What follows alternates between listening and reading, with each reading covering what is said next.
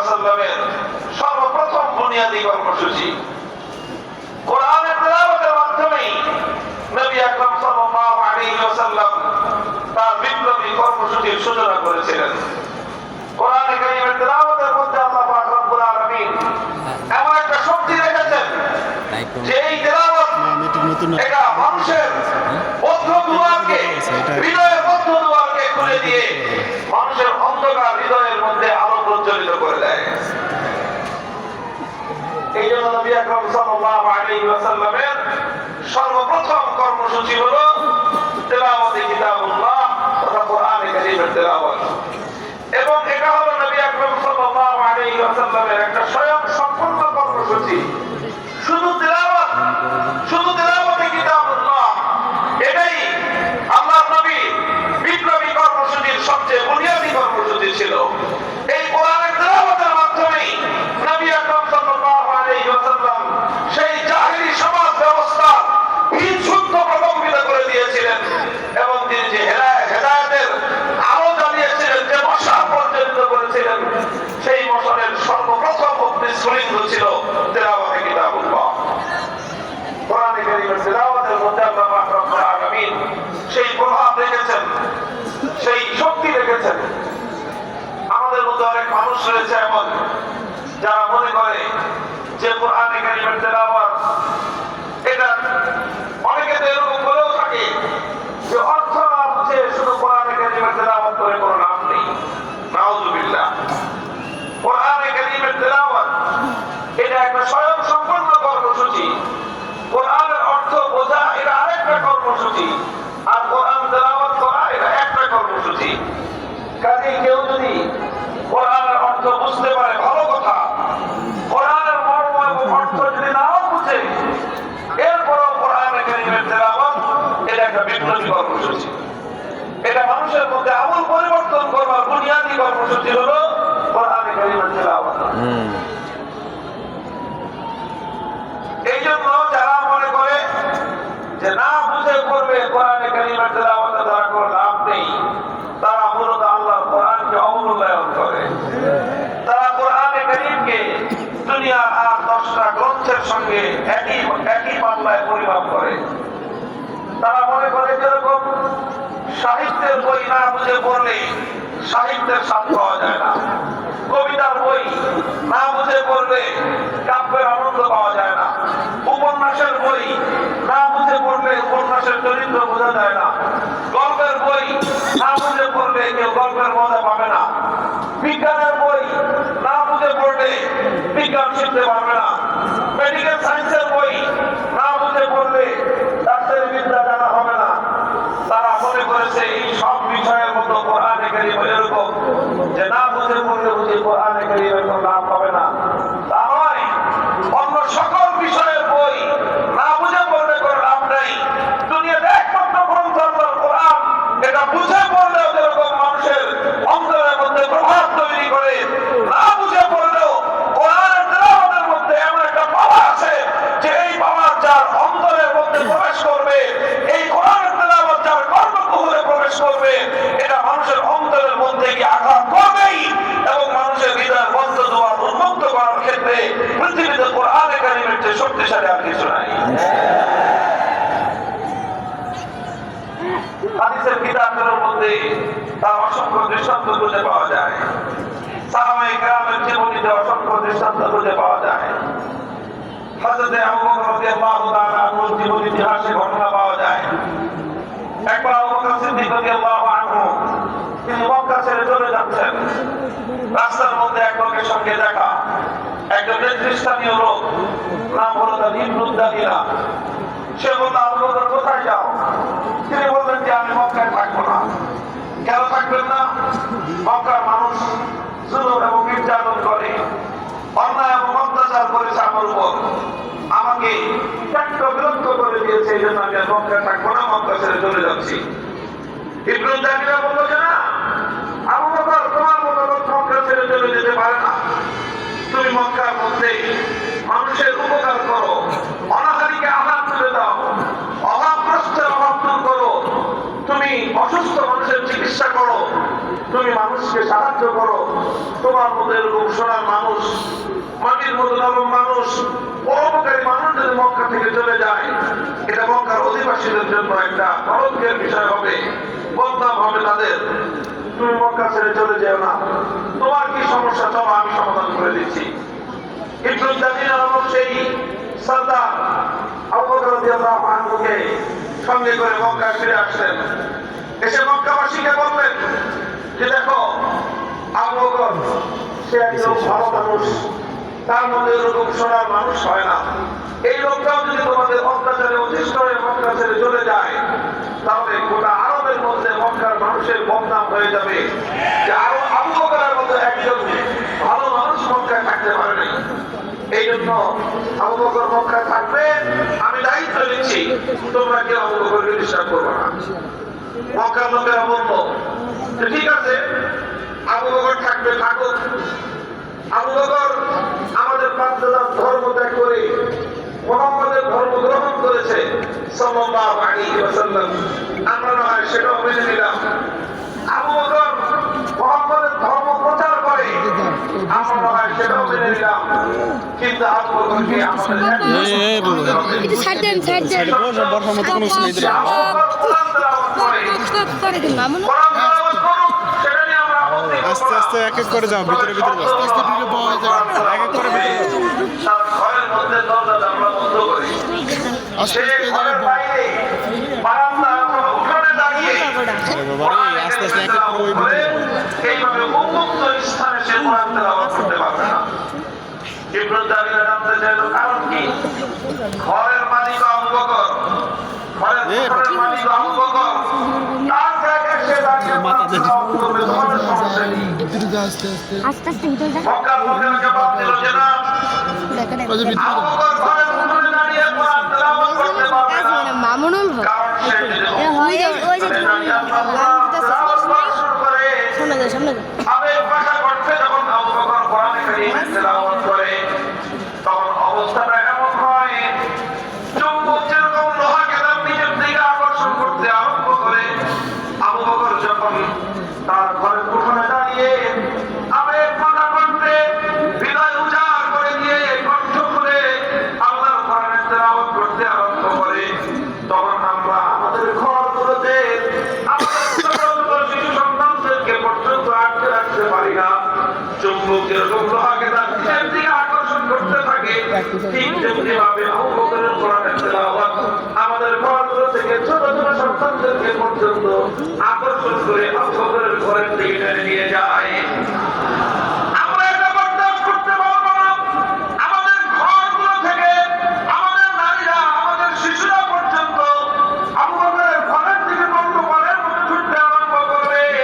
আর আল্লাহর কোরআনের তেলাওয়াত শুনে শুনে তারা এভাবে জাহিলিয়াতের পথ ছেড়ে দিয়ে আলোর পথের দিকে তারা অনুসারী হবে, আলোর পথের অনুসারী হবে। এটা কোশ্চেন ছাড়া আমরা বরদাস্ত করতে পারি না।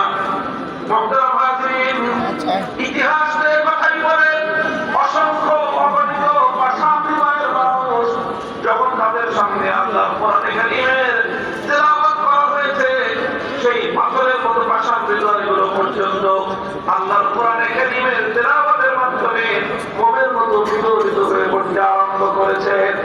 আল্লাহর কসম খেয়ে বলি, মহাবিশ্বের মধ্যে পাথরের মতো ভাষাবিদয়কে বিগলিত করবার জন্য আল্লাহর কোরআনের চেয়ে প্রভাবক আর এর চেয়ে শক্তিশালী কোন মাধ্যম আজ পর্যন্ত এই পৃথিবীতে আবিষ্কার হয় নাই। যে কোনো ভাষাবিদয়কে মোমের মতো বানানোর জন্য দেরি আছে। ভাষাবিদয় পাথরের মতো রুক্ষ হৃদয়কে পর্যন্ত মোমের মতো নরম করে দিয়ে পানির ঝর্ণাধারার মতো প্রবাহিত করবার ক্ষেত্রে আল্লাহর কোরআনে কারীমের কোনো তুলনা নাই, কোনো জুড়ি নাই। এই জন্যই আল্লাহ পাক রব্বুল আলামিন বিশ্ব নবী, মানবতার নবী মুহাম্মদ আরবি সাল্লাল্লাহু আলাইহি ওয়াসাল্লামকে সর্বপ্রথম যেই কর্মসূচি দান করেছিলেন, সেই কর্মসূচি গুণা করে ইয়াতলু আলাইহিম আয়াতিহি, তিনি মানুষের কর্ণকুহরে আল্লাহর কোরআনের তেলাওয়াতের ধ্বনি শোনাবেন। মানুষের কণ্ঠে কণ্ঠে আল্লাহর কোরআনের তেলাওয়াত উচ্চারিত হবে, পাড়ায় পাড়ায়, মহল্লায় মহল্লায়, ঘরে ঘরে আল্লাহর কোরআনের তেলাওয়াত হবে। এই তেলাওয়াতের আওয়াজ যখন গুঞ্জরিত হয়, তখন কোরআনে কারীমের তেলাওয়াতের এই গুঞ্জরণে সমস্ত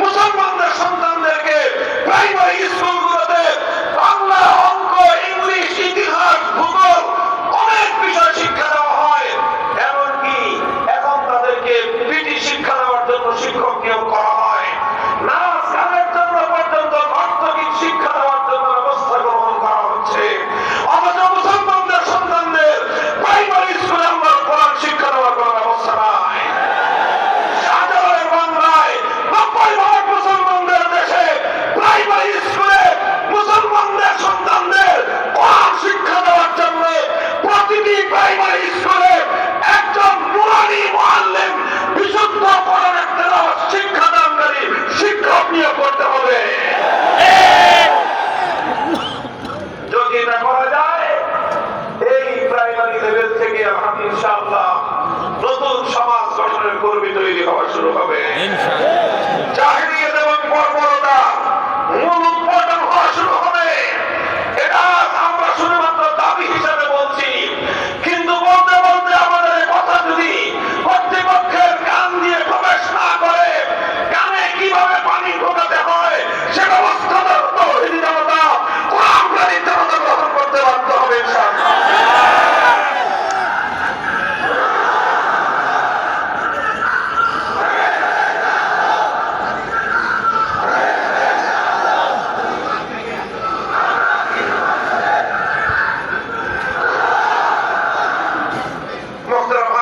বলতেছিলাম নবী আকরাম সাল্লাল্লাহু আলাইহি ওয়াসাল্লামের সর্বপ্রথম কর্মসূচি ছিল তিলাওয়াতে কিতাবুল্লাহ। এই জন্য আমরাও বলি আল্লাহর কোরআন পড়ুন সবাই, কোরআন তেলাওয়াত করুন সবাই। যে মুসলমানের হৃদয়ে আল্লাহর কোরআনের তেলাওয়াত নাই তার হৃদয়টা মুর্দা হৃদয়। ওই মুসলমান একজন মুর্দা মুসলমান। আমরা জিন্দা মুসলমান চাই। মুহতারাম হাজিরিন, কোরআনে কারীমের তেলাওয়াত করে করে আওয়াজ উচ্চারণ করেন, ঘরে ঘরে আপনার কোরআনের তেলাওয়াতের আওয়াজ উচ্চারিত হোক। মুমিনের প্রত্যেকটা সন্তানের কণ্ঠে কণ্ঠে আল্লাহর কোরআনের তেলাওয়াতের গুঞ্জন হোক। কথা বল ঠিক কিনা? নবী করিম সাল্লাল্লাহু আলাইহি ওয়াসাল্লামের 2 নম্বর কর্মসূচি যেটা ছিল ওয়া ইউআল্লিমুহুমুল কিতাব। তিনি কোরআন তেলাওয়াত শিক্ষা দেওয়ার পরে এরপরে উম্মতকে কোরআনের মর্ম শিখিয়েছেন, কোরআনের মর্ম বুঝিয়েছেন, কোরআনের ব্যাখ্যা বুঝিয়েছেন। কোরআনের ব্যাখ্যা শিক্ষা দেওয়া, কোরআন বোঝা, এটাও মুমিনের অনেক বড় দায়িত্ব এবং জিম্মাদারি। কোরআন যদি একজন মানুষ বুঝতে পারে, আল্লাহ পাক রব্বুল আলামিন মানব জাতিকে লক্ষ্য করে কি বার্তা প্রেরণ করবেন, আল্লাহর বান্দাদের আল্লাহর বার্তাটা বুঝবার দরকার আছে না নাই?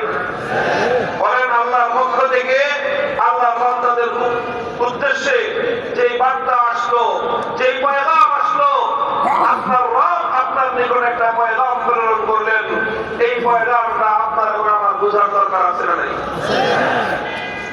মুহতারাম হাজির, এখন তো ডিজিটাল যুগ, এখন তো আর মানুষ চিঠিপত্র লেখে না, কিন্তু আগে এক সময় মানুষের যোগাযোগের মাধ্যম ছিল চিঠিপত্র। কথা বলে ঠিক কিনা?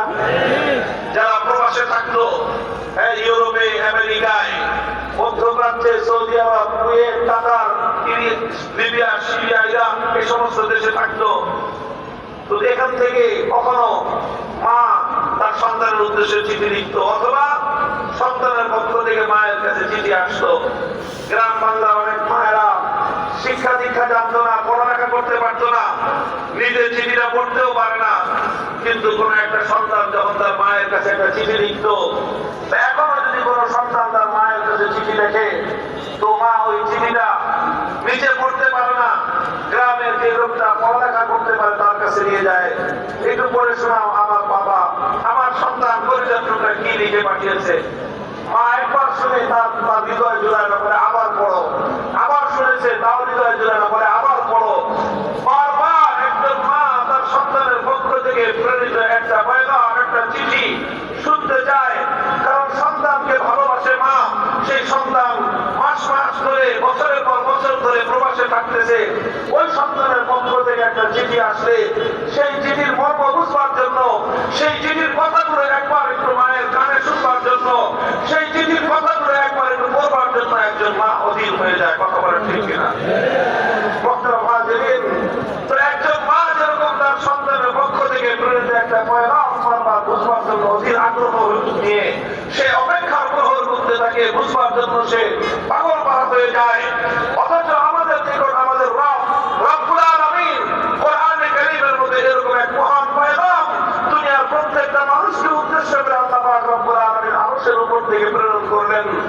আমরা বহু মানুষ এমন আছি, অসংখ্য মানুষ এমন আছে যারা সাধারণ শিক্ষিত বা অশিক্ষিত, তাদের কথা বাদই দিলাম, যারা শিক্ষিত, পড়াশোনা করার অভ্যাস, হাজার হাজার বইপত্র অনেকে পড়েছে, অনেকে আছে এমন গল্পের বই, উপন্যাসের বই পড়ে সব শেষ করে ফেলেছে, বঙ্কিমচন্দ্র থেকে শুরু করে হুমায়ুন আহমেদ পর্যন্ত কোনোটা বাদ রাখে নাই। হাজার হাজার বই পড়েছে, বিজ্ঞানের বই পড়েছে, সায়েন্স ফিকশনের বই পড়েছে, মেডিকেল সায়েন্সের বই ডাক্তাররা পড়তে পড়তে বুড়ো হয়ে যায়, পরীক্ষা শেষ হয় না। কথা বলে ঠিক কিনা? বড় পড়াশোনা করা ভালো, কিন্তু বড় আশ্চর্য